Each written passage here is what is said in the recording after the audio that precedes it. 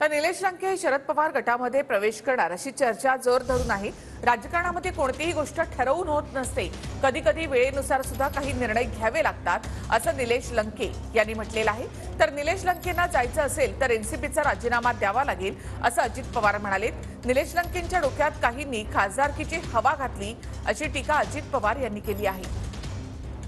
पक्षप्रवेशाच्या शरद पवारांसोबत जाण्याच्या चर्चा सुरू झालेल्या आहेत। कसं असणार, कारण आता समोरचा उमेदवार जो आहे तो भाजपचा तो फायनल झालेला आहे सुजय विखे। आता तुमचं कसं नियोजन असणार? काय आमचं नियोजन तर अजून काय नाही, तेव्हा कसं नियोजन करता येते ठीक आहे। आज पक्ष प्रवेश होणार असल्याची चर्चा अजून काय अधिकृत काय तसं काय माझं कोणाशी बोलणं झालेलं नाही। तुम्हाला मी बऱ्याच वेळा सांगितलं की राजकारण कधी ठरून होत नाही, कधी कधी वेळेनुसार पण काही निर्णय घ्यावा लागतात। नाही त्याला जायचं झालं तर त्याला राष्ट्रवादी काँग्रेस पक्षाचा राजीनामा द्यावा लागेल। त्याच्यामुळं राजीनामा देऊन कुणालाही कुठेही जाता येतं। वास्तविक निलेशला पक्षात मी घेतलं, निलेशला मनापासून आधार मी दिला। आताही निलेशला विकास कामाच्या करता प्रचंड मोठ्या प्रमाणावर मी मदत त्या ठिकाणी केलेली आहे।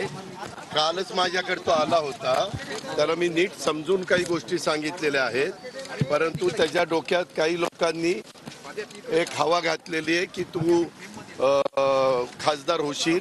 वास्तविक तसं नाहीये। निलेश पारनेर पुरता एक वेळ तो पॉप्युलर म्हणून काम करू शकतो, पण बाकीच्या मतदारसंघामध्ये तो समजतो एवढं सोपं नाही। मी त्याला म्हणलं होतं की निलेश तू तशा पद्धतीनं वागू नको। आता शेवटी सांगायचं समजून जेवढं काही गरज होती तेवढी मी केलेली। हे आमचे सगळ्यांची नीती आहेत। दादांनी निवडणुकीच्या बाबतीत एक सविस्तर माझ्याबरोबर चर्चा पण केली।